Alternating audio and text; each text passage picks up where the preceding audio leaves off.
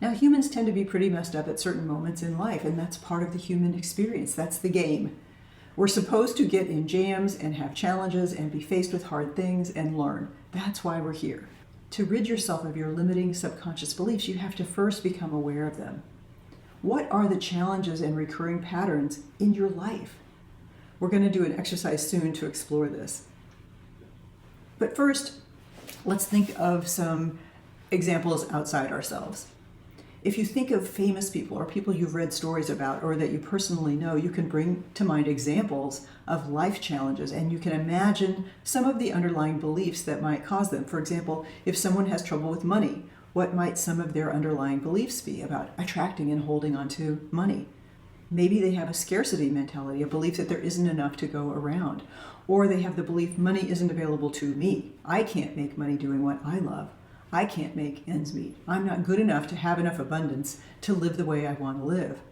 Or maybe they believe money is evil, or that if you make it, you might be abandoned by someone you love. You can delve into understanding more by asking where this belief came from for them.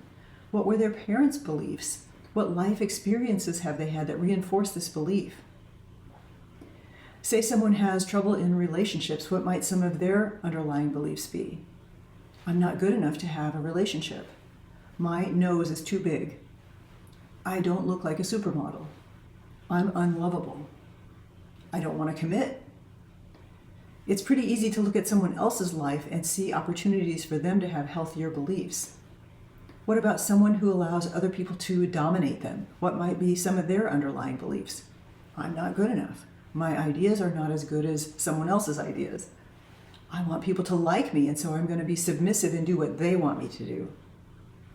They have, as Oprah says, the disease to please. Or somebody fails to go for their big dreams. What might some of their underlying beliefs be? I might fail. People might make fun of me. People will ask, who does she think she is? Now, it's pretty easy to look at someone else and diagnose what might be going on with them, but it requires some courage to look at your own life and ask, where am I letting myself down? What did I do and why? Where did it come from within me? Our lives are always unfolding from within. Carl Jung said what we have ignored or denied will then more likely come to us as outer fate. It takes a lot of courage to ask, where did this outcome come from within me? Where did this come from within me? It's a critical, liberating question. Maybe you see some recurring patterns in your life. I definitely have some. Now we're going to do a new exercise now. It's called the Recurring Patterns exercise, and it's on page 3 in your workbook. So please open to a new page in your art journal and write the words recurring patterns. Maybe you have discussed this pattern at length with a therapist or a friend. It might be a pattern of how you are with money, the partners you attract, interacting with your family, how you are at work. Some of my recurring life patterns are discomfort with social interaction, a need to be seen as right, a need to be in my daily routine, being overly critical, not being particularly logical about finances, being too consumed with time. So choose just one to focus on for yourself now. It could be anything from a fear of committed relationships to being habitually late for appointments, a lack of confidence, emotional eating, not sticking to exercise plans. It could be anything that is a recurring pattern for you. So this exercise of knowing yourself will allow you to break out of behaviors that don't serve you. First, choose a recurring life pattern that still shows up in your life today. So let's take a pretty simple one as an example. Say you are someone who has a pattern of being late for appointments. So write that down and say something descriptive about it, like, I'm typically late for appointments ranging between 5 minutes to even 30 minutes or more. Second, note 5 or 10 times in life when this pattern has shown up. Third, list as many behaviors as you can that lead to the pattern. For example, in the late for appointments example, oversleeping might be a contributing behavior, getting immersed in work and losing track of time, hitting traffic. So some of those things might be contributing behaviors. And then fourth, I'll ask you to list triggers for the behavior. So for example, a trigger for oversleeping might be insomnia, sleeping through the alarm, forgetting to set the alarm. A trigger for being immersed in work might be you lose track of time. You have an interfering colleague who doesn't let you leave. You have an urgent matter that tends to crop up right at the time you're supposed to leave. If it's a traffic issue, maybe the bus is late, maybe you get confused by the GPS, it's hard to find a place to park, you can't find the location. And then the next step will be to ask why, at least 5 times for each set of triggers. And if you haven't used 5 whys before, you just keep asking, why is this the case? Why is that so? Until you have an insight. And it's very likely that your 5 why inquiry will lead you to at least one underlying belief that you have.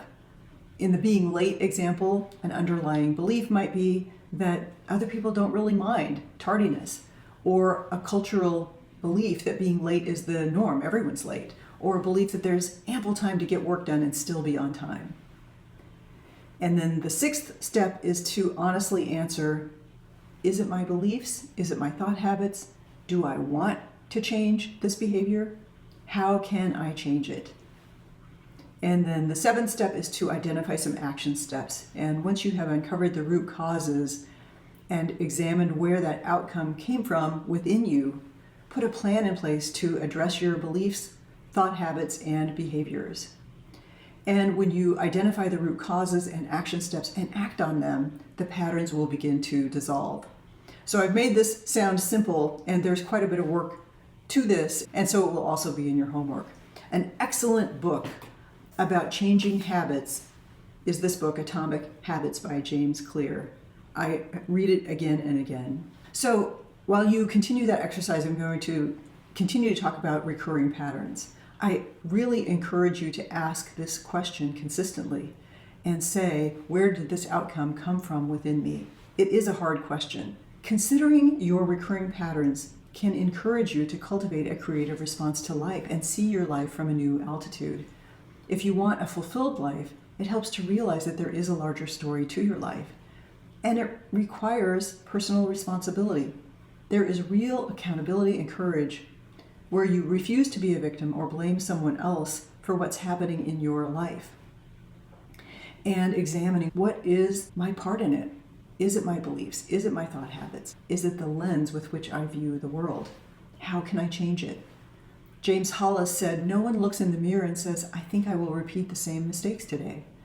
And yet, unless you take some action or you begin to think differently, your energy flows to the programming we have internalized. So part of your homework will be to continue to work on your recurring patterns exercise. Good for you when you take the time to do this deep work and recognize your habitual patterns, because then you can take responsibility and do something with it.